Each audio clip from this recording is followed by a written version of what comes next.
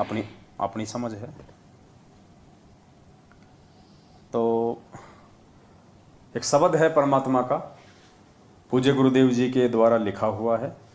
शब्द को हम महिमा के रूप में गाएंगे और समझने का प्रयास करेंगे कि परमेश्वर ने इस शब्द के माध्यम से हम भक्तों को क्या जो है निर्देशित किया है।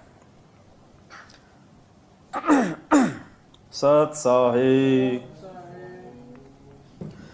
गुरु से लगन कठिन है रे भाई, गुरु से लगन कठिन है रे। लगन लगे बिन काज न सरता, लगन लगे बिन जीव पर ले हो जाई। गुरु से लगन कठिन है रे भाई, गुरु से लगन कठिन है रे भाई। क्या कह रहे हैं परमात्मा? गुरु से लगन कठिन है रे भाई। पुण्यात्मा, सबसे पहली जो लाइन है ना, सबसे पहली जो लाइन, ये पूरा निष्कर्ष है इस पूरे शब्द का। गुरु से लगन कठिन है रे भाई। आज 90% संगत की जो लगन है वो गुरु जी से नहीं है। गुरु से लगन का मतलब गुरु जी से एक रस हो जाना, गुरु जी को परमात्मा मान लेना, उसको कहते हैं गुरु से लगन लगना। यानी एक से जब आपकी लगन लग जाएगी तो दूसरे की आपको उम्मीद नहीं रहेगी, दूसरे की आपको आशा ही नहीं रहेगी। तो गुरु जी कहते हैं कि गुरु से लगन लगाना ही कठिन है, भक्ति कठिन नहीं है। अब 90% संगत की कैसे गुरु जी से लगन नहीं लग रही? क्योंकि जिन जिन लोगों ने ये 14 जून 2022 को एक कागज की फोटो के साथ में लगन लगा के उस काल्पनिक फोटो को अपना भगवान मान के उसका प्रगट दिवस मनाया है, उनकी कहां से गुरु में लगन है? कहां तुम्हारी गुरु में लगन हो गई? तुमने तो कागज की एक काल्पनिक फोटो से लगन लगाई है, अपने गुरु से कहां लगन लगाई? अगर गुरु से तुम्हारी लगन होती तो 14 जून को उधर मुंह करके भी नहीं सोते और 8 सितंबर के दिन सतगुरु रामपाल जी भगवान का प्रकट दिवस मना के फिर साबित करते कि हमारी लगन तो हमारे जिंदा कबीर सतगुरु रामपाल जी भगवान से है। तुम्हारी कहां लगन है सतगुरु से? इसीलिए तो भगवान ये शब्द बनाए हमारी आंखें खोलने के लिए कि मूर्खों कहां चल रहे हो तुम? नाम ले लिया, गले में लॉकेट डाल लिया, हाथ में रक्षा सूत्र बांध लिया और कह दिया मैं संत रामपाल जी का भगत, I am the follower of Sant Rampal जी, लगा लिया फेसबुक पे गोड़ गोड़ स्टेटस। ऐसे कोई गुरु जी से लगन लगती है क्या? ऐसे कोई गुरु जी का भगत माना जाएगा क्या? तो परमात्मा कहते हैं गुरु से लगन कठिन है रे भाई। और जिन आत्माओं की परमात्मा से लगन लग गई, जिनकी अपने सतगुरु से लगन लग गई, उन्हीं का बेड़ा पार होता है। कागज की फोटों से लगन लगाने वाले का बेड़ा पार नहीं होता। एक आत्मा के 2 पति जो बनाएगा वो तो नरक में जाएगा। गुरु गोविंद 2 नहीं भाई, जो 2 समझेगा वो दोजक में जाइए। तो 14 जून को तो तुम एक तो मना रहे हो कागज की फोटो को, फिर 8 सितंबर को जैसा मैनेजमेंट तुम्हें कहेगा जन्मदिन मनाना तो तुम जन्मदिन मना लोगे, अवतरण मनाना तो तुम अवतरण मना लोगे, त्योहार मनाना तो तुम 8 सितंबर को त्योहार मना लोगे।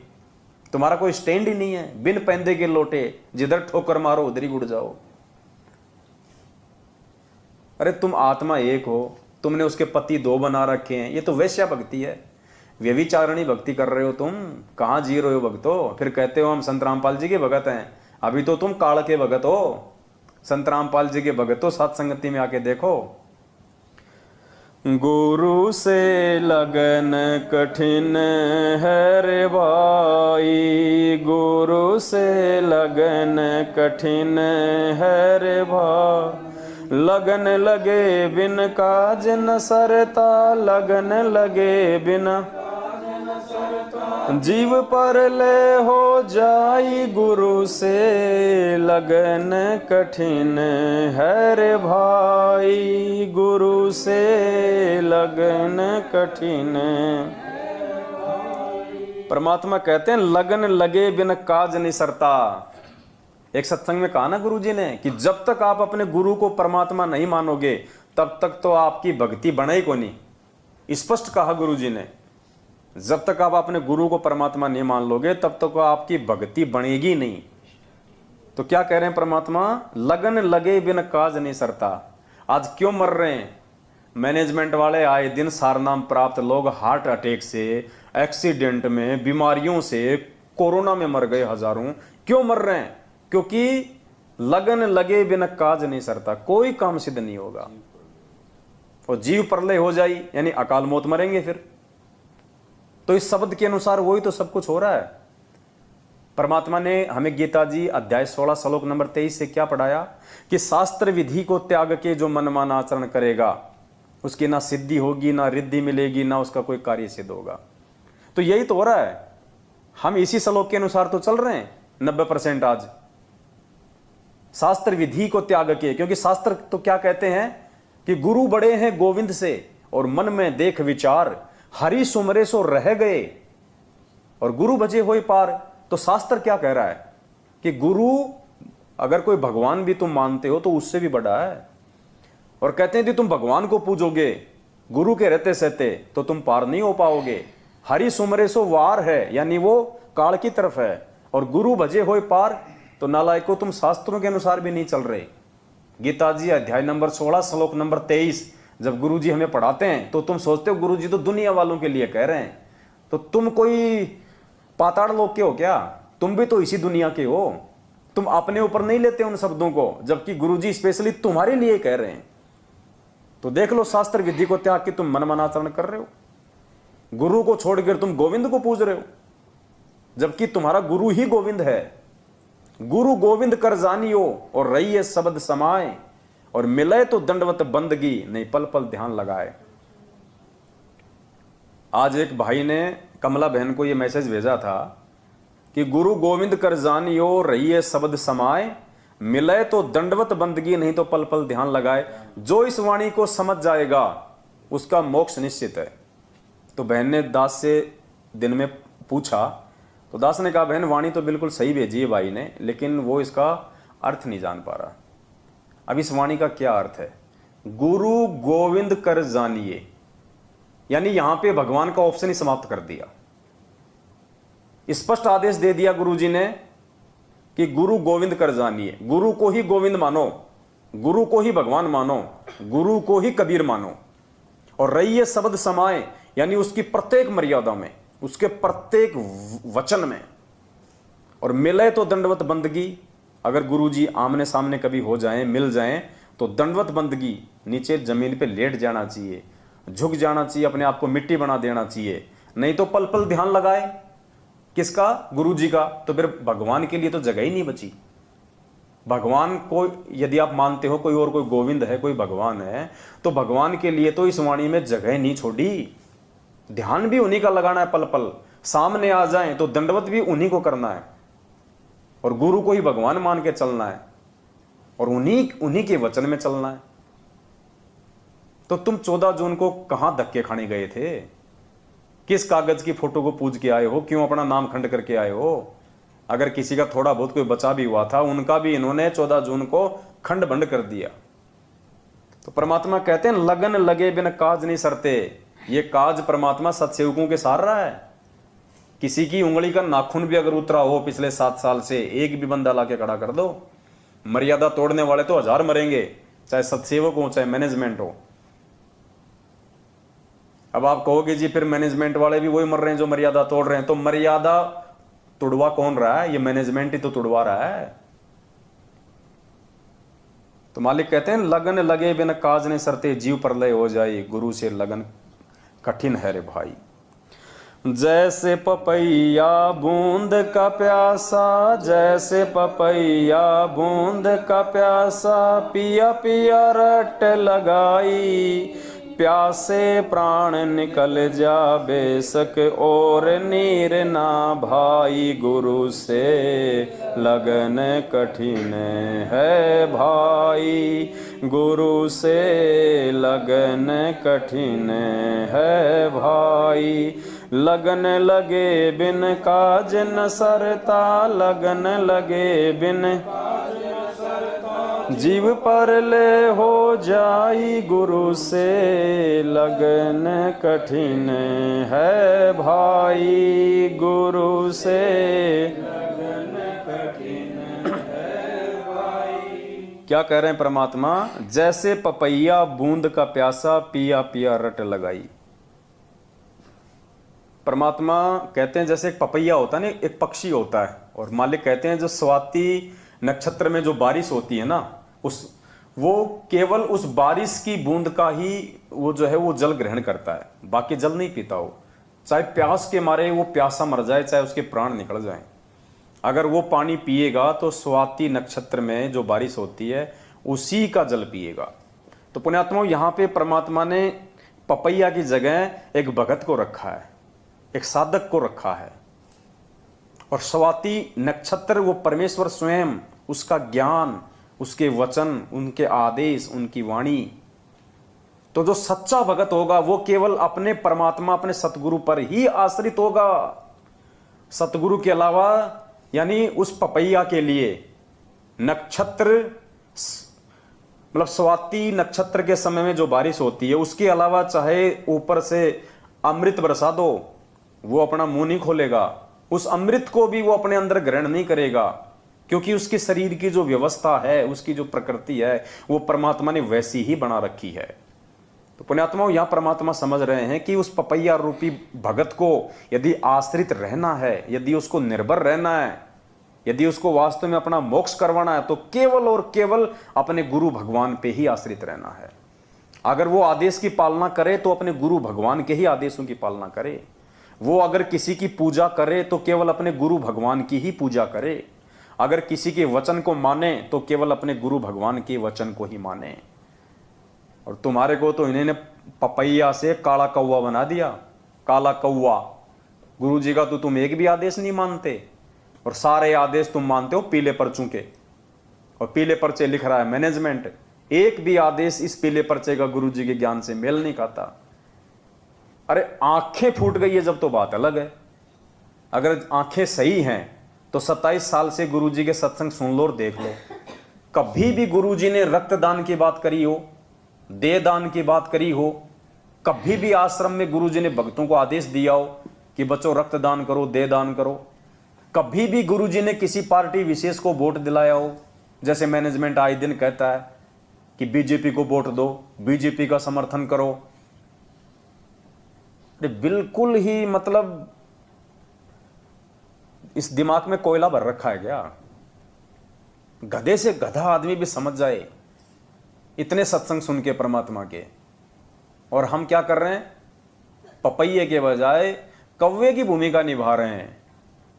तो भाई क्या मिलेगा फिर खाने को? लेटरिन मिलेगा, टट्टी खाएगा फिर। वो स्वाति नक्षत्र वाली बूंद तो भाई पपैये के लिए होती है, कौवों के लिए नहीं होती। फिर तुम्हारे काज नहीं सर सकते। और अगर किसी के थोड़े बहुत काज सर रहे हैं तो समझ लेना तुम्हारी बैटरी चल रही है, परमात्मा का आशीर्वाद नहीं चल रहा। तो परमात्मा कहते हैं जैसे पपैया बूंद का प्यासा पिया पिया रट लगाई। अब बताओ, तुम्हारे को सार नाम तो लेना था अपने सतगुरु से। पपैये को बूंद तो पीनी थी स्वाति नक्षत्र की, और पिला दिया उनको ऊपर से तेजाब। अरे तुम्हारे को ये सार नाम तो लेना था अपने सतगुरु से। जैसे पपैया बूंद का प्यासा, हमें वो सार नाम रूपी बूंद अपने सतगुरुदेव जी के मुख कमल से लेनी थी। और तुम्हारे को इन काल एजेंटों ने सार नाम के नाम पे वो तेजाब पिला दिया, तेजाब, ये कह के कि ये स्वाति नक्षत्र की बूंद का जल है। तो बताओ तुम्हारे काज कहां से सरेंगे? भेड़ चाल में चलने वालों के काज कहां से सरेंगे? जैसे पपैया बूंद का प्यासा पिया पिया रट लगाई। हम लगा रहे हैं रट, हम सत्सेवक। देखो परमात्मा की महिमा, उनके आशीर्वाद से। हमारी औकात नहीं है, ना धरती पे किसी औकात है जो भगवान के विषय में एक शब्द उसकी महिमा में गा दे, क्योंकि भगवान की महिमा हर किसी के समझ में आएगी नहीं, उनके बस की बात ही नहीं है। तो भगवान सद्बुद्धि दे के समझाता है, वो खुद अपनी महिमा करवाता है। जीव के बस की बात नहीं है जो भगवान की महिमा कर दे। तो पिया पिया रट तो कौन लगा रहा है? ये साथ संगत वाले भाई बहन लगा रहे हैं पिया पिया रट। अपने सतगुरु को पल पल याद कौन कर रहा है? उनकी महिमा कौन गाना आ रहा है? हम सार नाम की ओड़ में नहीं भागते, हम सार नाम की दौड़ में 15-15 हजार रुपए दे के अपना शिष्य धर्म को नष्ट नहीं करते। तो साथ संगत से भाई बहन अपने गुरु को भोग लगा लगा के, उनको परमात्मा मान मान के उनको रिझा रहे हैं उनको। तो ये पिया पिया रट, ये सतगुरु सतगुरु रट कौन लगा रहा है? साथ संगत वाले भाई बहन लगा रहे हैं। तो निर्णय कर लेना, आप लोग मैनेजमेंट की कुसंगति करके कव्य की श्रेणी में हो या साथ संगत से जुड़ के पपैया की श्रेणी में हो। जैसे पपैया बूंद का प्यासा पिया पिया रट लगाई, प्यासे प्राण निकल जा बेशक और नीर ना भाई। हमें तो केवल सतगुरु के हाथों से ही सार नाम रूपी नीर पीना है, दूसरे के हाथ का तेजाब नहीं पीना, वो काला पानी नहीं पीना, कोयले का पानी नहीं पीना भाई। जो कोयले का पानी पिएगा फिर क्या होगा? उसका लीवर खराब होगा, फिर वो अकाल मौत मरेगा। देख लो आए दिन सैकड़ों लोग मर रहे हैं संगत में अकाल मौत। अरे और तो छोड़ो, ये जो राजस्थान के सोजत में जो इन्होंने फर्जी आश्रम बना रखा, अब की बार वहां पे इन्होंने जो प्रकट दिवस मनाया है, कल के अखबार में न्यूज आई है, उनके प्रकट दिवस में जो भंडारा जो बच गया था, क्योंकि भंडारा इन्होंने 4-5 लाख के लिए बनाया, संगत वहां गई नहीं 1 लाख भी, तो भंडारा का क्या करेंगे? भंडारा इन्होंने फेंक दिया, भंडारा इन्होंने वहां पे नालों में फेंक दिया। और कल की न्यूज आई है, 1 भैंस और 9 गाय मर गई वो खाना खा के। अरे बताओ, भगवान को भोग लगा हुआ अन्न खाने से कोई मरता है क्या? 1 भैंस और 9 गाय मरी है, इनके ऊपर मुकदमा करवाया कल वहां के लोगों ने। और जबकि गुरुदेव ने स्पष्ट बोल रखा कि ऐसे यदि कोई भंडारा यदि बच जाता है, पाठ का भंडारा, क्योंकि वहां तो पाठ चल रहा था ना, पाठ का यदि भंडारा यदि बच जाता है तो गुरुजी ने कहा कि या तो उसको जल प्रवाह करो या उसको जमीन में खड्डा खोद के डालो। इसी पुस्तक में लिखा हुआ है, इसी में। इसीलिए तो दास कह रहा है ना कि तुम्हारे को बिल्कुल विपरीत चलाया जा रहा है, इस पुस्तक के विपरीत।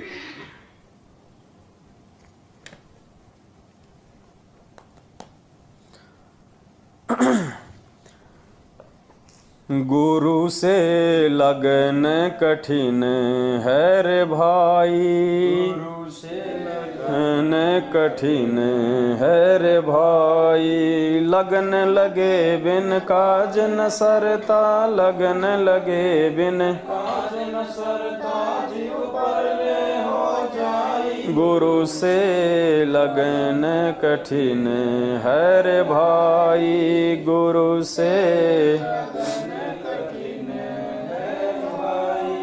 जैसे मिर्गा शब्द सनेही शब्द सुनन को जाई, जैसे मिर्गा शब्द सनेही शब्द सुनन को जाई। शब्द सुने और प्राण दान दे, शब्द सुने और प्राण दान दे, तनिक नहीं बिराई। गुरु से लगन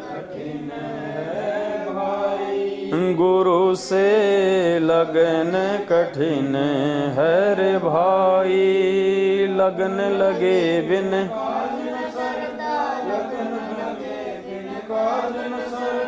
जीव परले हो जाई। गुरु से लगन कठिन है रे भाई, गुरु से लगन कठिन। आगे क्या करें परमात्मा? जैसे मिर्गा शब्द स्नेही शब्द सुनन को जाई। परमात्मा ने बताया जैसे हिरण है, और हिरण के अंदर एक कर्ण विकार है, और उसके नाभि के अंदर परमात्मा ने कस्तूरी बताई। और वो कस्तूरी प्राप्त करने के लिए जो शिकारी होता है वो क्या करता है? वो एक मीठी सी सारंगी पे एक वाद्य यंत्र आता है, एक म्यूजिकल इंस्ट्रूमेंट आता है जिसको बोलते हैं सारंगी, वायलिन जिसको बोलते हैं।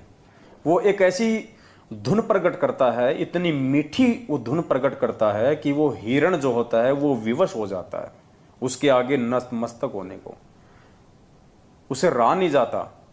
और वो हिरण स्वतः आकर्षित होकर उस धुन के ऊपर उस शिकारी के घुटनों पे अपना सिर रख के बैठ जाता है, और शिकारी उसको मार देता है या फिर उसको पकड़ लेता है, और फिर उसकी वो कस्तूरी जो नाभि में होती है वो निकाल देता है।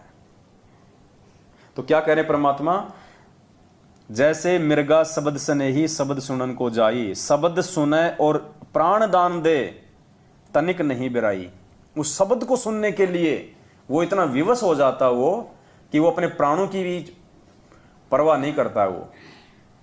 पुण्यात्माओं, इसी प्रकार परमात्मा यहां कह रहे हैं कि जो सच्चा भगत होगा, जो नेक भगत होगा, वो केवल अपने सतगुरु के ही वचनों को महत्व देगा, दूसरे के किसी भी आदेश को फॉलो नहीं करेगा। वो चाहे कोई कितना ही मीठा बोले, चाहे कोई कितना ही अच्छा लोभ लालच वाला कोई आदेश बताए, चाहे कोई कितना ही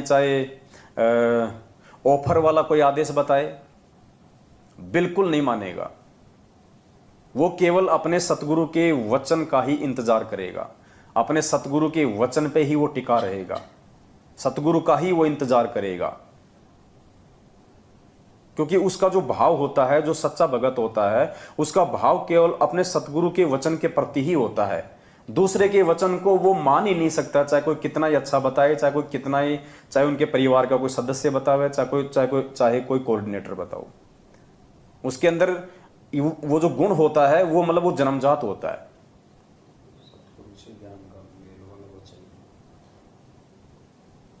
हाँ, यदि कोई बात कोई कह रहा है और वो वचन यदि परमात्मा के वचनों से मेल खाते हैं तो ठीक है, वो स्वीकार्य हैं। जैसे हम कहते हैं बार बार कि भाई ये जो पीले पर्चे हैं, ये जो फर्जी लेटर हैं, ये जो नकली ऑडियो है, ये गुरुजी की है या नहीं है, हम इन चीजों पे नहीं जाते। यदि इनमें कोई बात हमारे गुरुजी के वचनों से मेल खाएगी तो हमारे को स्वीकार्य है, अन्यथा बिल्कुल भी स्वीकार्य नहीं है, भले चाहे गुरुजी ने ही भेजे हों। क्योंकि सच्चे भगत की एक खासियत होती है, अब उस वायलिन या वो जो शिकारी जो वो धुन प्रकट करता है, उससे अच्छी अच्छी धुन तो और भी होती हैं, बहुत ज्यादा होती हैं। वो हिरण उनके ऊपर आसक्त नहीं होता, वो ध्यान ही नहीं देता उस तरफ वो हिरण कि कौन भौंक रहा है।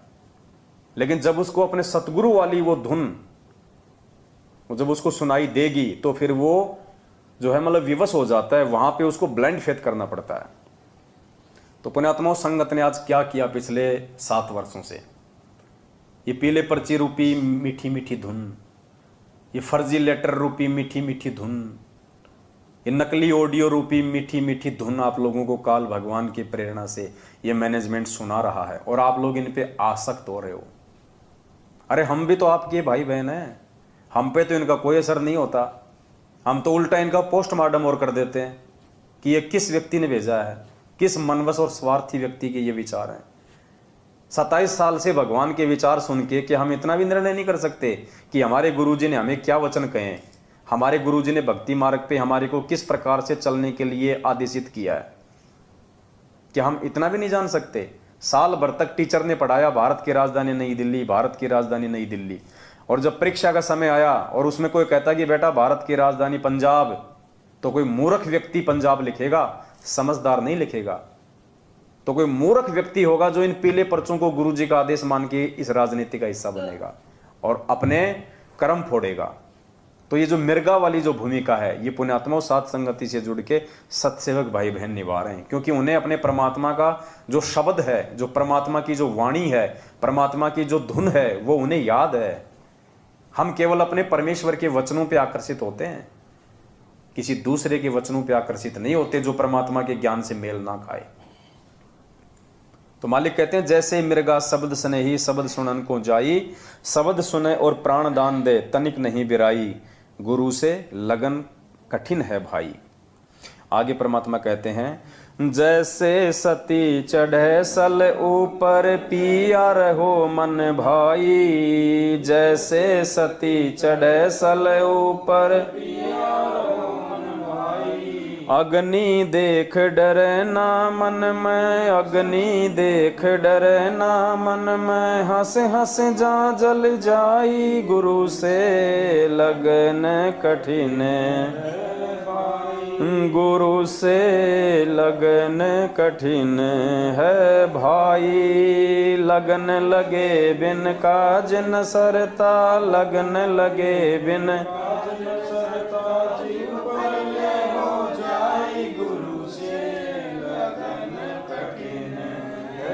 भाई, गुरु से लगन कठिन। क्या कह रहे हैं परमात्मा, जैसे सती चढ़े सल ऊपर पियो रहे मन भाई, अग्नि देख डरे ना मन में, हंस हंस जा जल जाई। परमात्मा एक दृढ़ भगत को समझाते हुए दृढ़ भगत को कह रहे हैं कि जैसे जैसे पहले के समय में परमात्मा ने बताया कि जब भारत देश अंग्रेजों का गुलाम था और हमारे देश में सती प्रथा थी। सती प्रथा यानी यदि किसी औरत का पति यदि मर जाता था तो औरत को उसकी चिता पे साथ साथ जो है वो जला दिया जाता था, उसको सती का नाम दिया जाता था। तो कहते हैं उस समय जो सती होती थी, जो औरत होती थी, उसके मन में ऐसे भाव भर दिए जाते थे। जब उसके पति की मृत्यु हो जाती थी तो उसके अंदर ऐसे विचार भर दिए जाते थे, उसके अंदर ऐसे भाव भर दिए जाते थे कि ना चाहते हुए भी वो आग में अपने पति के साथ बैठ के जलने से बिल्कुल भी नहीं डरती थी, नहीं घबराती थी वो। तो कहते हैं भगत का इतना ज्ञान सुनने के बाद में, इतने परमात्मा के वचन सुनने के बाद में, इतने सत्संग सुनने के बाद में एक भगत का यह दृढ़ विश्वास हो जाना चाहिए अपने सतगुरुदेव जी के प्रति। वो इतना उनके प्रति मतलब आकर्षित हो जाना चाहिए, अपने गुरु को इतना समर्पित हो जाना चाहिए कि उसको अपने सतगुरु के अतिरिक्त, अपने गुरु जी के वचन के अतिरिक्त दूसरी कोई चीज उसको दिखाई नहीं देनी चाहिए उसको। और चाहे उसको कोई कितना ही उसको रोकने का प्रयास करे, कोई कितना उसको टोकने का प्रयास करे। कहते हैं जैसे सती चढ़े सल ऊपर पियो रहे मन भाई, अग्नि देख डरे ना मन में, हंस हंस जा जल जाए। वो आग को भी देख के नहीं डरती। उसके घर वाले कहते हैं कि ये छोड़ देना, ये तू क्या करेगी जल के, देख तेरे छोटे छोटे बच्चे हैं, इनको कौन पालेगा। उसको संपत्ति का उसको लालच दिखाया जाता है, उसको बाल बच्चों की मोह ममता में उसको मतलब फंसाया जाता है। लेकिन वो तो मतवाली हो जाती है, उस पर तो नशा सवार हो जाता है कि नहीं, अगर मेरा पति नहीं तो मैं भी नहीं, मेरे पति का कोई वजूद नहीं तो मेरा भी कोई वजूद नहीं। हमारे राजस्थान के सांबर में एक संत थे, उनके विषय में एक कथा प्रचलित है, मुझे उनका नाम नहीं पता, दोनों गुरु शिष्य का। तो उनके जो गुरुजी थे उन्होंने समाधि ले ली, उन्होंने अपना शरीर छोड़ दिया। और उसके बाद उनका आश्रम में जो एक परम भक्त था उसने उसी दिन से अपनी आंखें बंद कर ली थी। पट्टी नहीं बांधी, ना आंखें फोड़ी, आंखें बंद कर ली उन्होंने। और उन्होंने कहा कि जब मेरा गुरु ही नहीं है इस दुनिया में तो मैं यहाँ पे मैं देखूं किस चीज को, और यहाँ की चीजें देखने के लायक है क्या, कौन सी वस्तु है जो देखने के लायक है जब मेरा गुरु ही नहीं रहा। अगर दर्शन मैं करता तो केवल अपने मैं गुरु के दर्शन करता। दीदार यदि मैं इन आंखों से करूं तो मैं अपने गुरु के करूं, और कोई भी चीज यहाँ पे दीदार के लायक नहीं है। तो उसने अपनी आंखें बंद कर ली और आजीवन उसने अपनी आंखें नहीं खोली जब तक उसने शरीर नहीं छोड़ा। हालांकि तत्व ज्ञान की दृष्टि से ये मतलब उचित नहीं है, उन आत्माओं को ज्ञान नहीं था, लेकिन उनके भाव थे, उनका समर्पण था। तो हमने उनके उस अज्ञान को नहीं पकड़ना, हमने उसके अज्ञान के पीछे छुपे हुए अपने गुरु जी के प्रति प्रेम भाव और समर्पण को पकड़ना है कि ऐसे ऐसे भगत भी होके जा लिए। तो यहां ये शब्द में परमात्मा कह रहे हैं कि जैसे सती चढ़े सल ऊपर पियो रहे मन भाई, अग्नि देख डरे ना मन में, हंस हंस जा जल जाई।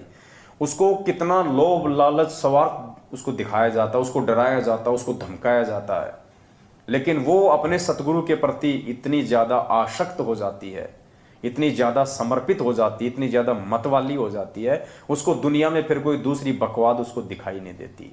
तो सच्चे भगत की तरफ परमात्मा यहाँ पे इशारा कर रहे हैं। वो सती समझो, सच्चा भगत, सत्सेवक, जब ये ज्ञान हो जाएगा कि धरती पे मेरा गुरु ही पूर्ण परमात्मा है, उसके बाद पुण्यात्माओं काल चाहे उसको कितना ही तोड़ने और मरोड़ने का प्रयास क्यों ना करे, चाहे काल उसको दूसरे नकली संतों और पंथों में जाने के लिए किन्हीं नकली संतों पंथों और उनके चेलों को चाहे निमित्त क्यों ना बनाए एक भगत को तोड़ने के लिए कि तेरे गुरुजी को मूल ज्ञान नहीं है, तेरे गुरुजी के पास तो खाली पवित्र ज्ञान है, तेरे गुरु के पास में सार नाम नहीं है, सार शब्द नहीं है, तेरा गुरु तो जेल में बैठा हुआ है, तू तो मर जाएगा उसके आने से पहले, उनको तो डबल डबल जो है उम्र कैद हो रही है। तो ये तो है काल भगवान के द्वारा जगत वाली विधि से हमारे को तोड़ने का प्रयास। तो कहते हैं जो सच्चा भगत होगा, जो परमात्मा का जो पक्का भगत होगा, जो दृढ़ भगत होगा, उसके तो कान के ऊपर जू भी नहीं रहेंगी उस सती की तरह। और दूसरा काल का दाव होता है संगत में से ही तोड़ने का। जैसे काल ने इस मैनेजमेंट को निमित्त बना दिया, ये रोज पीले पर्चों के माध्यम से हमारे को तोड़ने का प्रयास करता है, हमारी मर्यादाओं को खंडित करवाने का प्रयास करता है। ये रोज नकली ऑडियो, फर्जी लेटर के माध्यम से भक्तों की मर्यादा तोड़वाने का प्रयास करता है। भक्तों को गुरुद्रोही के नाम पे डराया जाता है, धमकाया जाता है। भक्तों के घरों में जा जाके ये लोग पिटाई करते हैं। क्यों? काल का दबाव ऊपर से कि साम दाम दंड भेद, कोई भी घटिया नीति अपनाओ, मेरा आहार मेरे पास भेजो, इनकी मर्यादा तोड़ाओ। एक बार मर्यादा टूटी नहीं और वो भगत सतगुरु से दूर हुआ नहीं, उसके बाद काल इसको मार के अगले जन्म में इसको गधा बना के छोड़ देगा, फिर कोई टेंशन नहीं उसको। तो पुण्यात्माओं, इस प्रकार हमने उस सती की जैसी भूमिका निभानी है भक्ति मार्ग पे अपने सतगुरु के प्रति। जैसे वो अपने पिया के प्रति इतनी मतवाली हो जाती है, उससे अपने बच्चों का भी मोह दिखाई नहीं देता। तो गुरु जी हमें समझा रहे हैं कि नालायकों, ये पांचों यज्ञ की खीर खा खा के, साध संगति से जुड़ जुड़ के, ये प्रमाण और सबूत देख देख के इतने दृढ़ हो जाओ अपने गुरु जी पे कि ये यदि कल ही यदि आ जाए गुरु जी के, चल बेटा सतलोक, तो पीछे से ना तो उन बच्चों में कोई मोह होना चाहिए। जैसे वो सती को दिखाते हैं ना कि देख तेरे छोटे छोटे बच्चे हैं, तू कहाँ आग में जलने जा रही है, इनको कौन पालेगा, ताकि उसको दया आ जाए, ताकि उसका मन डिग जाए और वो आग में ना जले, सती ना हो। लेकिन वो नहीं सुनती किसी की, नहीं मानती। तो इसी प्रकार गुरुजी हमें उस सती वाली प्रोसीजर में लेके आना चाहते हैं कि तुम मेरे ऊपर इतने आसक्ति, इतने मत वाले हो जाओ कि गुरुजी ने कह दिया बेटा सामने कुआं है, कूद जा तो कूद जा, ये मत देख कि वो कितना ऊंडा है, ये झुक के मत देख, और ये मत कह कि गुरुजी इसमें तो पानी नहीं है, सूखा है, कहीं मेरा पैर ना टूट जाए। गुरुजी ने कह दिया कूद जा तो कूद जा, बस। गुरुजी ने कह दिया सामने बेटा पत्थर रखा है, इसको खाने लग जाओ, भले तुम्हारे दांत टूट जाएं। तो ऐसे परमात्मा हमें बनाना चाहते हैं, और वो हम बनेंगे कब? जब हमारी लगन हमारे एक गुरुजी से लगेगी। कागज की फोटो के अंदर हम घुसेंगे और उस नश्वर वस्तु को यदि हम भगवान मान के भोग लगाएंगे, वो तो पाखंड पूजा हो गई। फिर तो दुनिया वाले भी तो पत्थरों को भोग लगा रहे हैं। फिर हम में और दुनिया वालों में क्या अंतर हो गया? अरे फोटो को भी भोग लगाओ तो जो जिंदा है उसकी फोटो के सामने रख के लगाओ, और फोटो के मुंह में नहीं लगाना। फोटो केवल एक भाव प्रदर्शित करने के लिए है, सतगुरु की पल पल याद दिलाने के लिए है, ताकि हम डरें, हम जागते रहें, हमें याद रहे। कबीरा दर्शन साधु का, मुख पे बसे सुहाग, दर्श उन्हीं को होते जिनके पूर्ण भाग। अगर फोटो में यदि हम गुरुजी की देखेंगे तो कम से कम हमें गुरुजी याद आएंगे, गुरुजी की चंद बातें याद आएंगी हमारे को, हमारी इच्छा बनेगी चलो गुरुजी का सत्संग सुन लेते हैं। तो फोटो केवल परमात्मा में भाव बनाए रखने के लिए है। वैसे तो परमात्मा सृष्टि के कण कण में है, वो तो समर्थ है, वो तो चाहे तो फोटो में प्रकट हो जाए, लेकिन फोटो भी तो उसी की होनी चाहिए ना।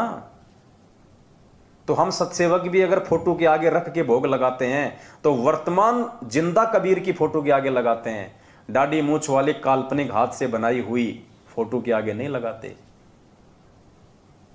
तो पुण्यात्माओं, विचार करो, समझो, समय नहीं मिलेगा ये दोबारा। जैसे सती चढ़े सल ऊपर, जैसे सती चढ़े सल ऊपर, पिया रहो मन भाई, अग्नि देख डरे ना मन में, अग्नि देख डरे ना, हंस हंस जा जल जाई, गुरु से लगन कठिन है भाई, गुरु से लगन लगन लगे बिन काज न सरता, लगन लगे बिन गुरु से लगन कठिन है भाई, गुरु से लगन कठिन है भाई। दो दल सन्मुख आण जुटे हैं, दो दल सन्मुख आण जुटे हैं, सूरा लेत लड़ाई, टूक टूक हो पड़े धरती पे, टूक टूक हो पड़े धरती पे, वो खेत छोड़ ना जाई, गुरु से कठिन है भाई, गुरु से लगन कठिन है भाई, लगन लगे बिन काज न सरता, लगन लगे बिन काज न सरता, जीव पर हो जाई, गुरु से लगन कठिन है भाई, गुरु से लगन कठिन। आगे पूज्य गुरुदेव जी एक भगत को सतगुरु के प्रति दृढ़ करने के लिए, उसको और ज्यादा विश्वासित करने के लिए परमात्मा क्या उदाहरण दे रहे हैं। दो दल सन्मुख आण जुटे, सूरा लेत लड़ाई। जैसे जैसे लड़ाई होती है, युद्ध होता है, तो कहते हैं दो दल सन्मुख आण जुटे, दोनों सेनाएं आमने सामने खड़ी हों। कहते हैं सूरा लेत लड़ाई। जो सूरवीर होते हैं, जो बहादुर होते हैं, जो पीठ दिखाना नहीं जानते, वो आपस में लड़ाई लड़ते हैं, वो आपस में एक दूसरे के सामने होते हैं। टूक टूक हो पड़े धरती पे, वो खेत छोड़ ना जाई। चाहे उनके शरीर के टुकड़े टुकड़े हो जाएं, लेकिन वो मैदान छोड़ के नहीं भगते। तब जाके वो सूरवीर की वो गति को प्राप्त होते हैं, वो शहीद का वो दर्जा प्राप्त करते हैं। तो यहाँ परमात्मा एक भगत को यहाँ पे रख रहे हैं कि दो दल सन्मुख आण जुटे, सूरा लेत लड़ाई। दो दल हैं यहाँ पे, एक इस काल भगवान का और एक इस परमेश्वर का। और सूरा लेत लड़ाई, अब इस लड़ाई को वो लड़ेगा जो सूरवीर होगा। एक लड़ाई तो चल रही है काल भगवान और परमात्मा के बीच में मर्यादाओं को लेके, दूसरी लड़ाई चल रही है इन दोनों के एजेंटों को लेके। काल का एजेंट ये मैनेजमेंट, सतगुरु के एजेंट ये साथ संगत वाले। तो कहते हैं सूरा लेत लड़ाई, जो सूरवीर होगा वो इस लड़ाई को जो है वो लड़ेगा। सूरवीर ही लड़ाई को लड़ सकता है, सच्चा भगत ही ये लड़ाई लड़ेगा, ये ज्ञान आधार की। और किससे लड़ेगा? परमात्मा कहते हैं बज्रबान की बोऊ बाड़ी, सतगुरु संत जीत हैं राड़ी। परमात्मा ने हमारे को तत्व ज्ञान रूपी ये वज्रबान दिया है, ये अस्त्र शस्त्र दिए हमारे को, ज्ञान आधार। ये तत्व ज्ञान रूपी जो ज्ञान है ये हमारा हथियार है, अस्त्र शस्त्र है। सतगुरु संत जीत है राड़ी। अब जो सतगुरु का संत होगा, जो सतगुरु का सच्चा भगत होगा, वो इस राड़ी अर्थात इस राड को, इस झगड़े को, इस फसाद को ज्ञान आधार से वो जीतेगा। तो कहते हैं दो दल सन्मुख आण जुटे हैं, सूरा लेत लड़ाई। टूक टूक हो पड़े धरती पे, वो खेत छोड़ ना जाए, वो मैदान छोड़ के नहीं भगेगा, इस परमेश्वर के मार्ग को छोड़ के नहीं जा सकता। गुरु जी कहते हैं ना कि वाणी है परमात्मा की कि 100 काल जग जोड़ी, कौन सी है? पर द्वार छोड़ ना जाए। हाँ, गुरुदेव कहते हैं द्वार धनी के पड़ा रहे, चाहे धक्के धनी के खा, 100 काल जग जोड़ ही पर द्वार छोड़ ना जाए।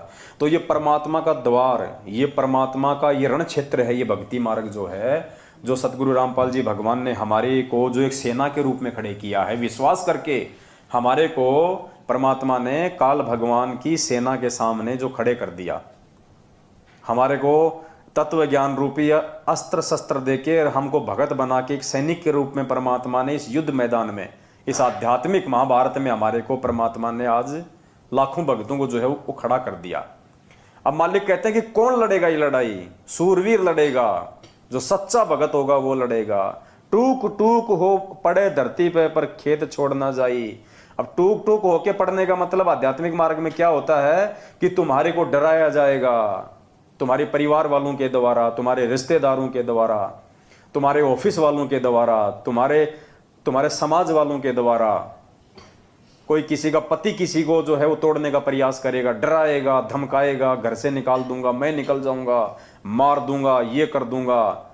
तो कहते हैं जो सच्चा भगत होता है, जो सूरवीर होता है, जो सतगुरु का, कहते हैं टूक टूक हो पड़े धरती पे, यानी वो सारे संघर्ष सहन करेगा, हर किसी के कुबोल वचन सुनेगा, किसी का कोई प्रत्युत्तर नहीं देगा। क्योंकि पुण्यात्मा एक सत्संग में परमात्मा ने बताया कि भक्ति मार्ग में सूरवीर वो होता है जो सहन करता है। जैसे जगत की दृष्टि में तो सूरवीर उसको कहते हैं जो 20-30 को मार दे, उसको कहते हैं सूरवीर। लेकिन आध्यात्मिक दृष्टि में सूरवीर वो होता है जो किसी का मर्डर नहीं करता, किसी को दुखी नहीं करता, किसी को सताता नहीं है। सूरवीर वो होता है जो सहन करता है, जो संघर्ष करता है, उसको भक्ति मार्ग में सूरवीर कहते हैं। तो हमने परमात्मा के सूरवीर बनना है। मालिक ने हमारे को काल भगवान के एजेंटों के सामने, चाहे वो जगत वाले हों, दूसरे पंथ वाले हों, चाहे मैनेजमेंट वाले हों, हम सत्सेवकों को भगवान ने तत्व ज्ञान रूपी या अस्त्र शस्त्र देके इस महाभारत, इस धर्म युद्ध में खड़ा कर दिया सात संगति वाले मैदान में। अब परमात्मा कहते हैं कि बच्चों टूट मत जाना, टूक टूक हो पड़े धरती पे, चाहे कोई कितना ही तोड़ने का प्रयास करें, ये कितना ही सात संगतियों में आके हमारे को रोकने का प्रयास करें, तोड़ने का प्रयास करें, पुलिस प्रशासन को लाके हमारे को डराने धमकाने का प्रयास करें, परमात्मा कहते हैं जो सूरवीर होगा वो टूटता नहीं है। कोई बात नहीं भाई, तुम तुम्हारा काम करो, हम हमारा काम करेंगे। तुम्हारे को तुम्हारे फादर काल भगवान ने जो जिम्मेदारी दी है तुम निभाओ, हमारे को हमारे पूज्य गुरुदेव ने जो जिम्मेदारी दी है हम उसको निभाएंगे।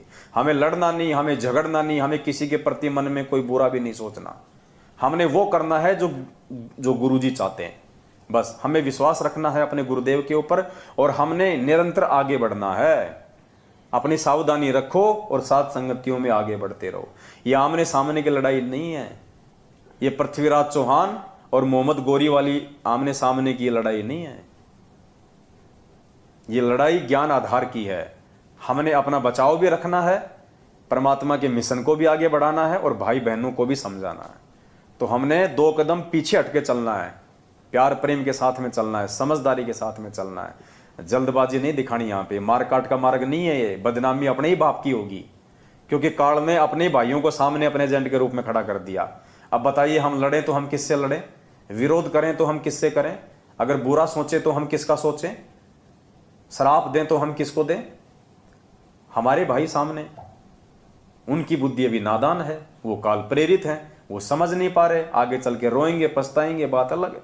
लेकिन हमें तो भगवान ने समझदार बना दिया ना, तो हमने तो परमात्मा को प्रसन्न करना है। इनका भी किसी प्रकार से कोई नुकसान ना हो, हमने भरकस ये प्रयास करना है। हम 2 कदम पीछे हट जाएं, कोई दिक्कत नहीं है।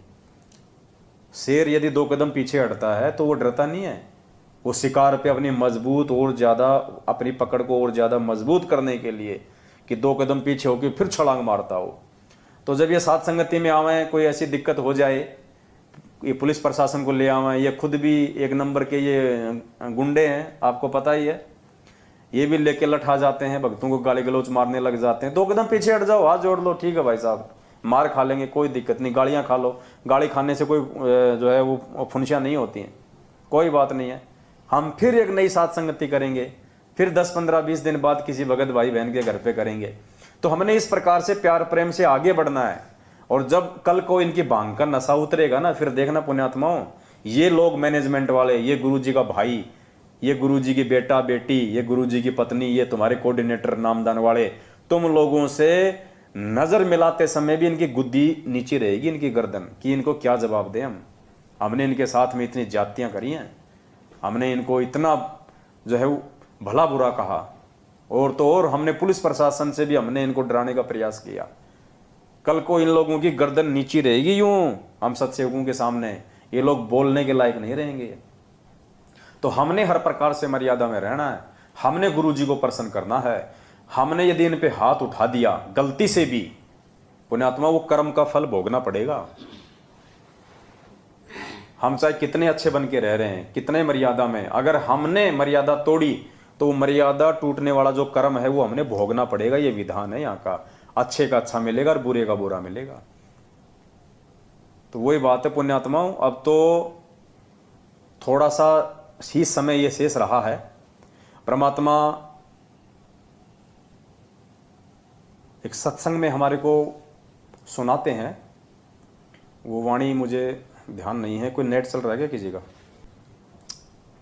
एक कथा है छोटी सी, आप सुनिएगा और उसके बाद आपको समझ में आएगा कि आज जिस प्रकार से, क्योंकि ये परीक्षा तो हमारी चल ही रही है, गुरुजी देखो इतना ज्ञान देके भगत के विश्वास की, धैर्य की, उसकी परीक्षा लेगा।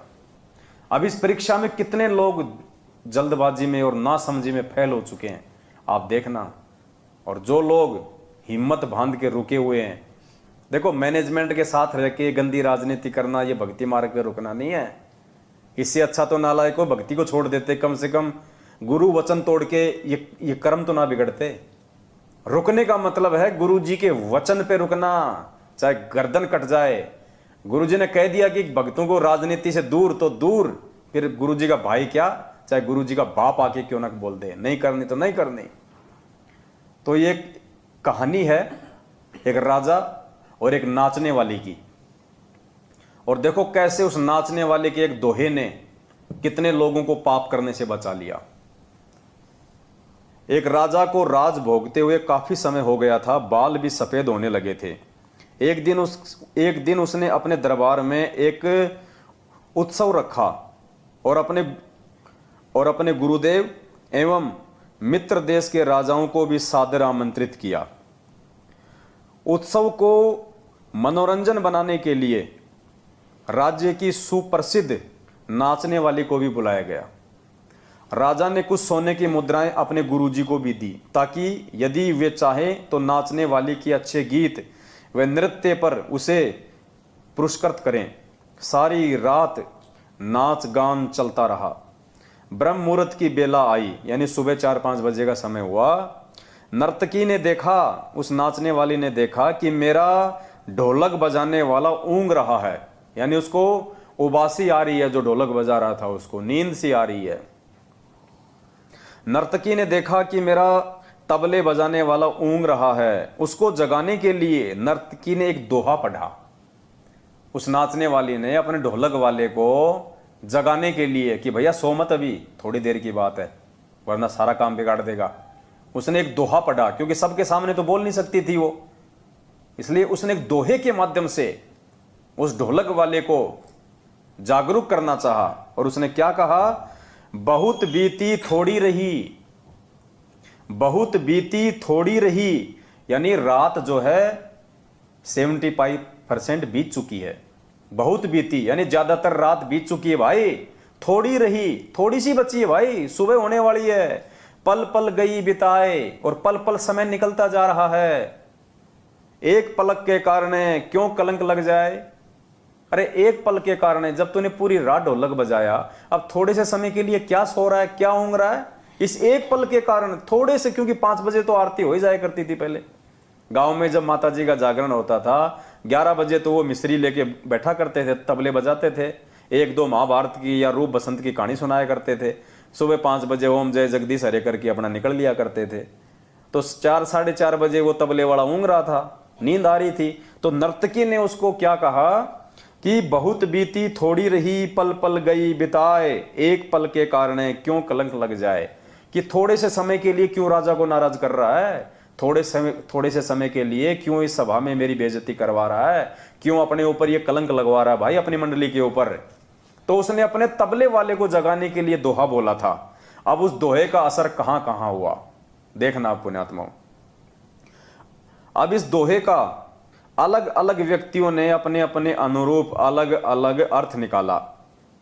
तबले वाला सतर्क होकर ढोलक बजाने लगा। वो जाग गया तबले वाला कि यार बात तो ठीक कर रही है, जब पूरी रात तूने हाथ तोड़े हैं तो थोड़े से समय के लिए क्यों सो रहा है, कहीं राजा नाराज हो जाए, तेरे को ना कोई इनाम दे, उल्टा तेरे को जेल में और ठोक दे कि तूने हमारी पार्टी भंग कर दी।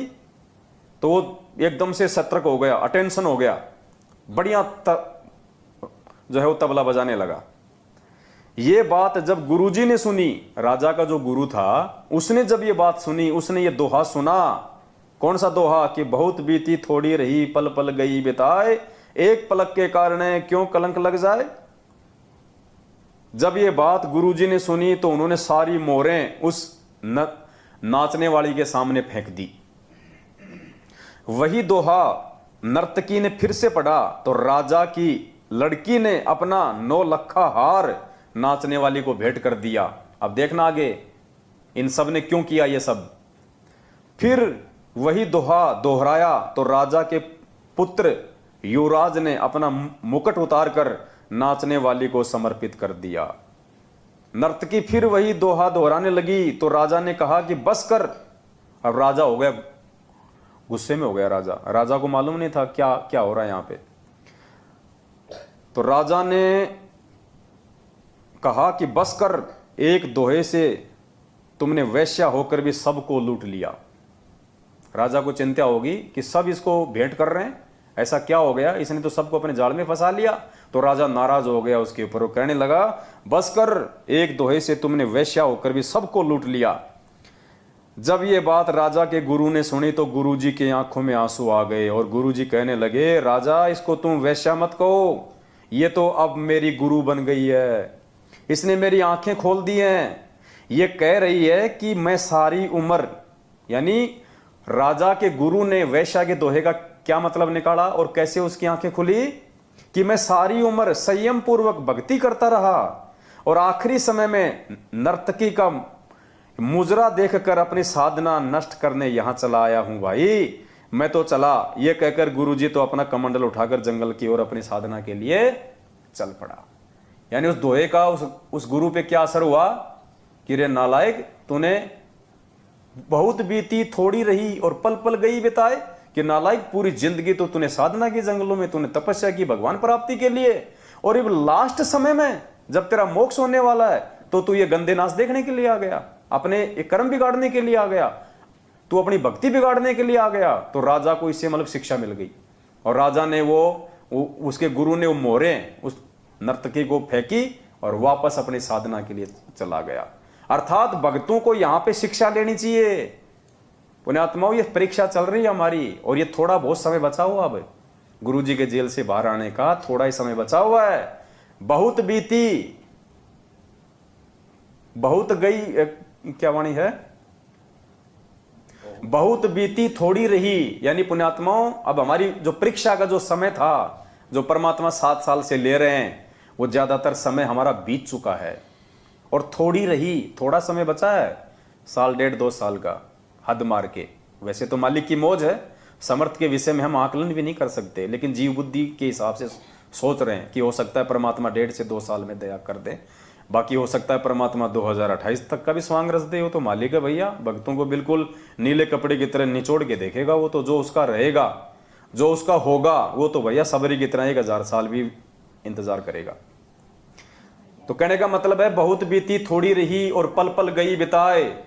यानी ये जो परीक्षा का समय जो पिछले 7 साल से 2014 बरवाला कांड से जो ये चल रहा है, तो परमात्मा हमें समझाना चाहते हैं इस दोहे के माध्यम से कि नालायको, तुम्हारी परीक्षा का ज्यादातर समय बीत चुका है। तुमने जो कष्ट, तुमने जो संघर्ष जो किया है परमात्मा प्राप्ति के लिए, वो ज्यादातर समय बीत चुका है। अब थोड़े से समय के लिए अपना धैर्य मत खो, अपने गुरुजी से अपना विश्वास मत उठाओ, लोगों की बातों में आके तुम अपनी भक्ति बर्बाद ना करो, इन पीले पर्चों की मान के अपनी भक्ति बर्बाद ना करो, मेरे परिवार वालों के झूठे आदेशों को मान के तुम अपना ये भक्ति धन बर्बाद ना करो। बहुत बीती थोड़ी रही पल पल गई बिताए, एक पलक के कारण क्यों कलंक लग जाए। अब थोड़े से समय के लिए, जब तेरा गुरु आने वाला है, जब तेरा गुरु तुझे जो फसल तूने बोई है उसका परिणाम तुझे देने वाला है, थोड़े से समय के लिए क्यों अपना एक कर्म धर्म नष्ट कर रहा है, क्यों दूसरे पंथों में जाके अपना समय बर्बाद कर रहा है, अपनी भक्ति बर्बाद कर रहा है, अपने गुरु को बदनाम कर रहा है, अपने स्वयं के जीवन को बर्बाद कर रहा है थोड़े से समय के लिए। तो राजा के गुरु ने क्या किया, वापस शिक्षा लेके जंगल में चला गए अपने साधना के लिए।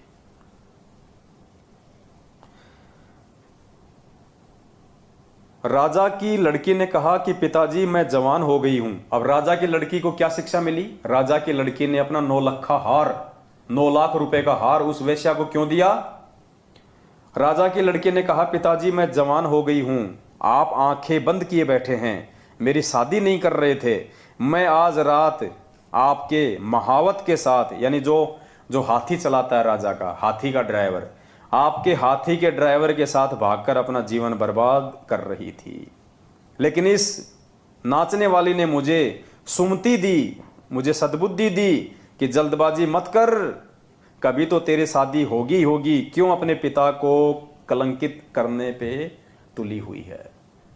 तो उस लड़की ने इस दोहे का ये अर्थ निकाला कि नालायक, शादी तो राजा तेरी करेगा ही करेगा, आज नहीं तो 2 दिन बाद में कर देगा, तू क्यों फालतू में नौकर के साथ भग के अपने पिता को ये कलंकित कर रही है। तो परमात्मा भक्तों को समझा रहे हैं कि नालायको, बड़ी मुश्किल से भगवान मिला है, ज्यादातर समय तुमने संघर्ष किया बरवाला कांड के बाद में, इतना तुमने सहन किया, घर वालों की डांट सहन की, रिश्तेदारों की डांट सहन की, हर प्रकार से तुम मर्यादा में रहे, तुमने 100 प्रकार के तुमने संघर्ष किए, और अब थोड़े से समय के लिए अविश्वास करके काल प्रेरणा से क्यों अपने गुरुजी को जो है वो कलंकित कर रहे हो, क्यों परमात्मा की बदनामी का कारण बन रहे हो, क्यों वापस तुम नरक की तरफ दौड़ रहे हो। तो राजा की लड़की ने इसका ये निकाला अर्थ। युवराज, राजा का लड़का, उसने क्यों अपना मुकुट उतार के उसके चरणों में रख दिया। युवराज ने कहा पिताजी आप बूढ़े हो चले हैं, फिर भी मुझे राज नहीं दे रहे थे। मैंने आज रात ही आपके सिपाहियों से मिलकर आपका मर्डर करवा देना था, लेकिन इस नाचने वाली ने समझाया कि रे पगले, आज नहीं तो कल आखिर राज तो तुझे ही मिलना है। क्यों अपने पिता की खून का कलंक अपने सिर पर ले रहा? धैर्य रख। तो पुण्यात्माओं, एक दोहे ने कितनों का जीवन बदला। तो ये जो वैश्या का जो ये दोहा था, ये नर्तकी का जो दोहा था, पुण्यात्माओं, ये साध संगति है। ये दोहा है ना, ये नर्तकी का, ये साध संगति है। इस साध संगति को कितनी आत्माओं ने समझाया है, इस साध संगति ने कितनी आत्माओं को सुलझाया है। जो बरवाला कांड के बाद मैनेजमेंट की हरकतों से गुरुजी में दोष देख के जो भक्ति छोड़ चुके थे, आज हजारों की संख्या में लोग वापस भक्ति से जुड़ रहे हैं। आज वर्तमान में जो हमारे नए नए भगत भाई बहन जुड़ रहे हैं फर्जी नामदान केंद्रों से, या जिन्होंने ऑनलाइन नाम दीक्षा ली थी कोरोना काल में, और ज्ञान ना सुन पाने के चलते, मर्यादाओं की पूरी तरह से जानकारी ना हो पाने के चलते जो अपनी मर्यादाओं को तोड़ रहे थे, जो गुरुजी के भगत होने के बावजूद भी गुरुजी के विरुद्ध ही जो है भक्ति मार्ग की वो क्रिया कर रहे थे, उन आत्माओं ने जब से वीडियो देखे साध संगति के, तो वापस वो अपनी क्रियाओं को ठीक कर रहे हैं, परमात्मा को प्रसन्न कर रहे हैं, साध संगतियों से वो जुड़ रहे हैं। कितनों का परमात्मा ने जीवन संवारा है साध संगतियां शुरू करवा के, क्योंकि साध संगति ही मोक्ष का अंतिम द्वार है। आप साध संगति से निकले बिना, साध संगति से आप जुड़े बिना आप एक सच्चे भगत नहीं बन सकते, आप गुरु को भगवान नहीं मान सकते। तो साध संगति उस नर्तकी का दोहा है, जिसको जो व्यक्ति जिस तरीके से लेना चाहे वो ले सकता है। उस पूरी भरी सभा में 3-4 लोगों ने ही शिक्षा क्यों ली? बाकी भी तो देश विदेश के राजा लोग बैठे थे, मंत्री लोग बैठे थे, सिपाही भी तो बैठे थे जिनके साथ मिलकर मर्डर करना था उसके लड़के ने। उन सिपाहियों के तो दिमाग में आई नहीं है बात। तो ये आएगी उनके दिमाग में, जो अधिकारी होंगे, जो परमात्मा के होंगे, जो अच्छी आत्मा होंगी, वही आत्माएं बरवाला कांड को समझ पाएंगी, परमात्मा के जो है उद्देश्य को समझ पाएंगी और साध संगतियों के मकसद को समझ पाएंगी। और वो पुण्यकर्मी आत्मा, वो अधिकारी हंस ही साध संगति से जुड़ सकते हैं, बाकी लोग नहीं जुड़ सकते।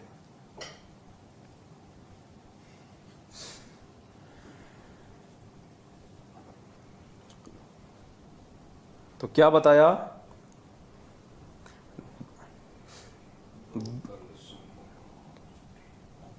दो दल सन्मुख आण जुटे हैं, सूरा लेत लड़ाई, टूक टूक हो पड़े धरती पे वो खेत छोड़ ना जाई, गुरु से लगन कठिन है भाई। तो कोई सूरवीर भगत होगा जो सतगुरु रामपाल जी भगवान के हिसार जेल से बाहर आने तक इस भक्ति रूपी मैदान में मर्यादाओं के साथ में डटा रहेगा। देखो पुण्यात्माओं, डटने को तो गुरु जी का परिवार भी डटा रहेगा, वो कोई गंगा जी नहीं जा रहा। लेकिन यहां बात हो रही है मर्यादाओं के साथ में डटने की। डटने को तो लाखों की संगत भी यही रहेगी। आज ही नहीं जा रही कोई काल भगवान के साथ में, सारे एक साथ नहीं जा रहे। डटने को तो लाखों की संगत भी यही डटी रहेगी, लेकिन उनका डटना कोई डटना नहीं है। डटना उसका है जो मर्यादाओं के साथ में डटे, क्योंकि संघर्ष का सामना उसको करना पड़ेगा जो मर्यादाओं में रहेगा। जो मर्यादा तोड़ेगा उसको संघर्ष नहीं करना पड़ता भक्ति पे। वो तो जगत वालों के साथ मिलके जगत वाले काम कर लेगा, भक्तों के साथ मिलके भक्ति वाले काम कर लेगा। वो भक्ति करना नहीं है, वो सूरवीरता के लक्षण नहीं है, वो संघर्ष नहीं है। संघर्ष है गुरु जी के वचन पे तुम्हारे सामने एक सारनाम रूपी, एक फर्जी सारनाम रूपी रोटी का टुकड़ा फेंक दिया और लाखों कुत्ते दौड़ पड़े एक टुकड़े पे। बताओ, मालिक का कोई आता पता ही नहीं। अब पता नहीं उस रोटी के टुकड़े के बहाने कोई मांस का टुकड़ा डाल रहा है या कोई क्या डाल रहा है। लाखों लोग दौड़ पड़े बस उस टुकड़े को देख के। अरे भगवान पे विश्वास किया होता, गुरुजी पे विश्वास रखना चाहिए था कि सार नाम लेंगे तो हम हमारे गुरुजी से लेंगे। कहां तुमने विश्वास किया? इसलिए तो कह रहा है बहुत बीती थोड़ी गई, पल पल गई बिताए, एक पलक के कारण है क्यों कलंक लग जाए। तुमने तो धैर्य खो दिया, इतना समय तुमने बिता दिया था और थोड़े से समय का तुम इंतजार नहीं कर सके। वो फर्जी सार नाम की दौड़ में तुम लग गए लाइन में, तुमने अपना कर्म धर्म नष्ट कर लिया, बर्बाद कर लिया। परमात्मा धैर्य की तो परीक्षा ले रहा था। अरे परमात्मा हमारे शील, संतोष, विवेक और धैर्य की तो परीक्षा ले रहा है कि नालायकों को मेरे ऊपर विश्वास भी है या नहीं है, इनको धैर्य भी है या नहीं है। कि गुरुजी पता नहीं आएंगे या नहीं आएंगे, डबल डबल उम्र कैद की सजा हो गई, गुरुजी तो छूटने नहीं है, ले लो सार नाम, कहीं ये और ना मिले, हो गए फैल। अब उस सार नाम की बना के पुंगी अपने जेब में डाल लो या बच्चों को दे देना, वो बजाते रहेंगे। आए दिन मर रहे हैं वो सारनामी, आए दिन अकाल मौत मर रहे हैं, वो सारनामी ज्यादा मर रहे हैं जो रोहतक से लेके आए थे।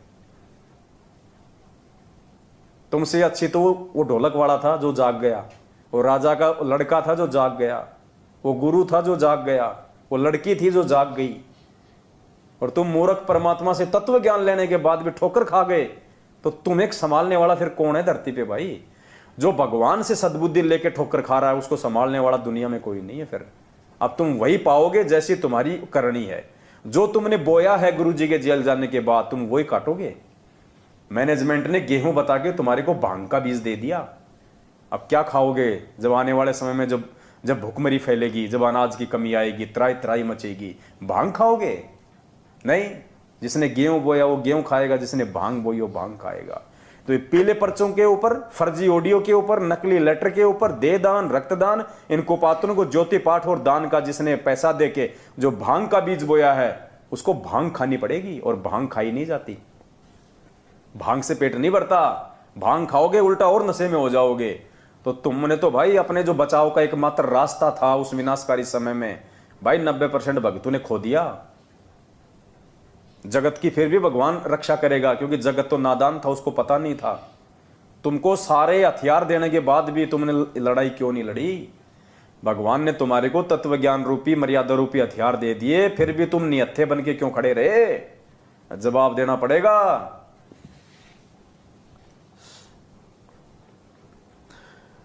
छोड़ो तन अपने की आशा, निर्भय हो गुण गाई। छोड़ो तन अपने की आशा, निर्भय हो गुण गाई। कहत कबीर सुनो भई साधो, नहीं तो जन्म जात नसाई। गुरु से लगन कठिन है, गुरु से लगन कठिन है भाई। लगन लगे बिन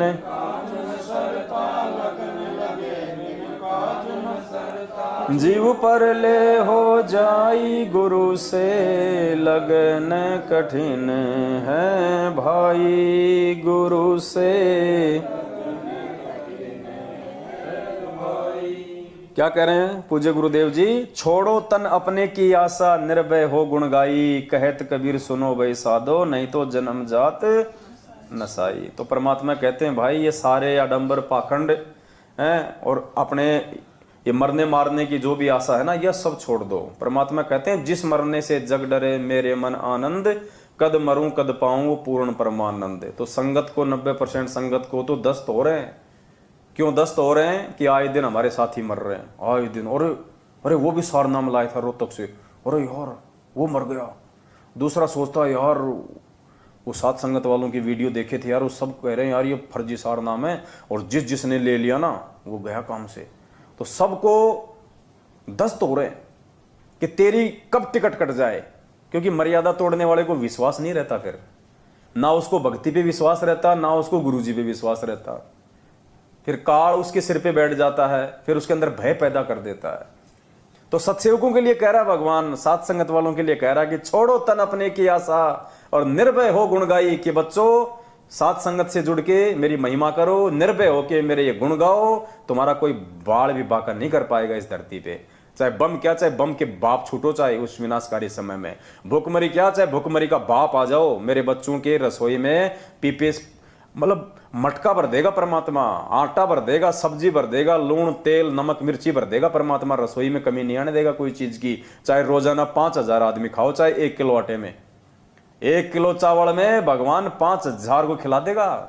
और लोग ये कहेंगे यार इनके घर में आ कहां से रहा है, तब इस भगवान की महिमा बनेगी, तब कोई जानेगा कि इनका गुरु कौन है, इनके घर में कहां से आ रहा है। ये बकवाद करने वालों के नहीं होगा। क्या कहा परमात्मा ने? ध्यान से सुनो गुरु जी का सत्संग। पुण्यात्माओं, कहां किस बहम में जी रहे हम, किन लोगों की संगति करके आप लोगों ने अपना सत्यानाश कर लिया है।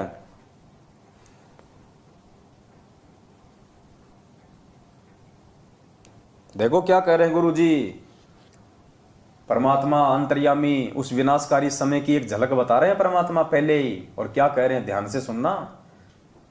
गुरु जी कह रहे हैं उस समय अगर तुम्हारे घर में 2 दाने नहीं होंगे तो परमात्मा सुबह आटे का मटका भर देगा। 2 दाने नहीं होंगे और आटे का मटका भर देगा, पिसा पिसाया। अब आटा देगा तो लूण भी देगा, मिर्ची भी देगा, तेल भी देगा, घी भी देगा, सब कुछ देगा परमात्मा, चावल भी देगा। फिर गुरुजी साथ में ये भी कह रहे हैं कि ऐसा भगवान उनके लिए करेगा जो भक्ति चाहेंगे, बकवाद करने वालों के लिए नहीं। तो ये पीले पर्चों के जो गुलाम है ना, ये बकवाद है। ये पीले पर्चों की जो गुलामी करते हो ना आप लोग, मैनेजमेंट की गुलामी, कोऑर्डिनेटर की गुलामी, रक्तदान, दे दान, ज्योति पाठ का पैसा, काल्पनिक फोटो को भगवान मान के उसका प्रकट दिवस मानना, ये बकवाद में आता है। तो सुनो, अंतर्यामी परमात्मा ने पहले इशारा कर दिया आने वाले समय में क्या होगा। जैसे दास बार बार आपको कथा सुनाता है कि जिस समय परमात्मा के नाम से झूठी चिट्ठी लिखती थी कबीर जी के नाम से, और 18 लाख प्राणी साधु संत आगे थे। वो साधु संत कौन थे? घर छोड़कर जंगलों में अपने गुरुओं के पास भक्ति के लिए, भगवान के लिए भटक रहे थे। वो विशेष प्यारी आत्मा थी। अब वहां उन 18 लाख को 3 दिन तक झोंपड़ी में बैठे गरीब जो लाइन है, वो तो भगवान थे, लीला कर रहे थे। 3 दिन तक उनको वो भोजन खिलाया जो कभी सुना भी नहीं था उन महापुरुषों ने, भक्तों ने, साधुओं ने।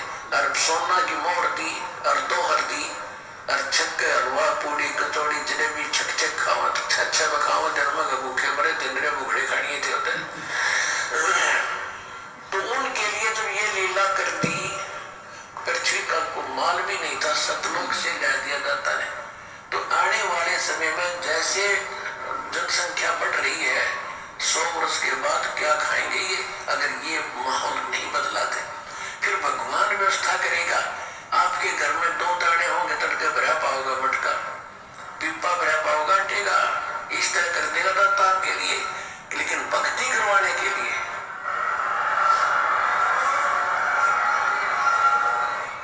ये उनकी करेगा जो भक्ति करेंगे, और जो बकवाद चाहोगे वो अपना करते रहियो। ठीक है, जैसा भक्ति भजन करेंगे उनका लाभ मिल जाएगा, लेकिन उसमें से खड़ी रह जाएंगे।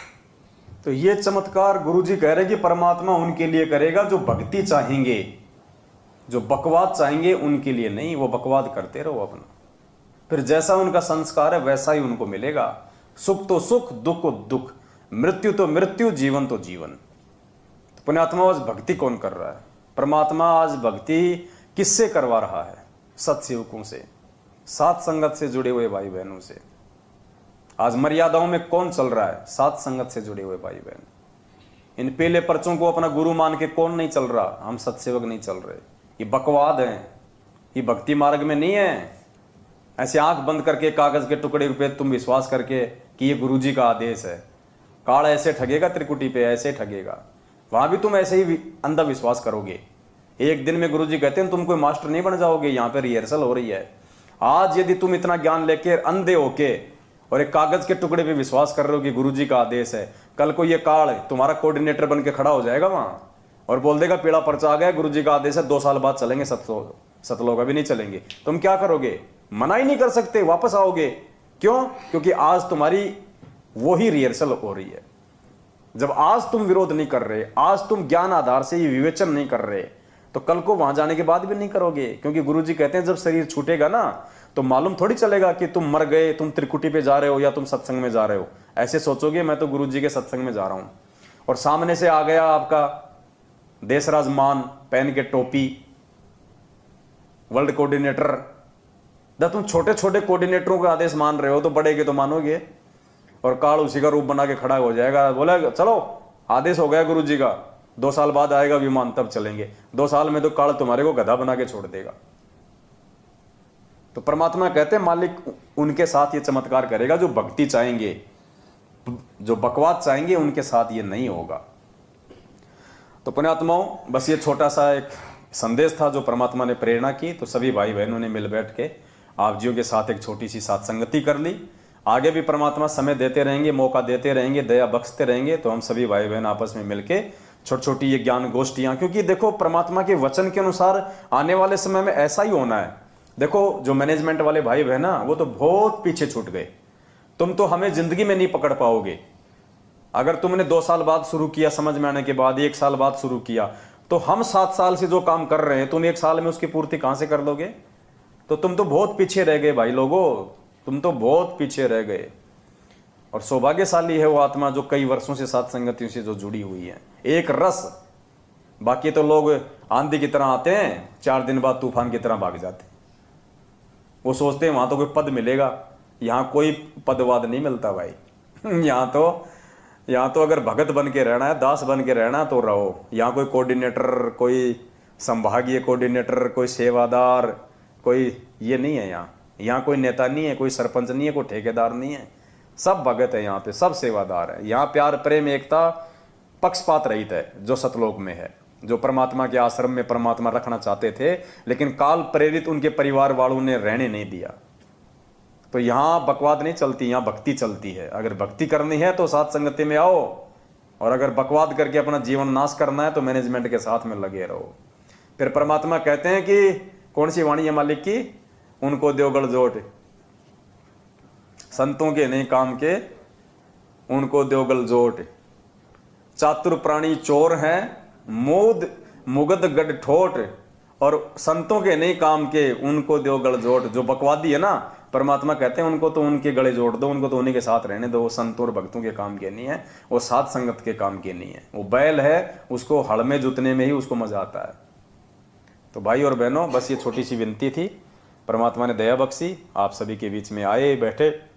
फिर से मालिक दया बख्शेंगे तो फिर छोटी छोटी सात संगतियाँ होंगी, और इन सात संगतियों का मकसद है हम कुछ सीखें, समझें, परमात्मा के प्रति अपने विश्वास को बढ़ाएं और मर्यादाओं में रहें, और परमेश्वर की भक्ति में आगे बढ़ के गुरु जी को प्रसन्न करें।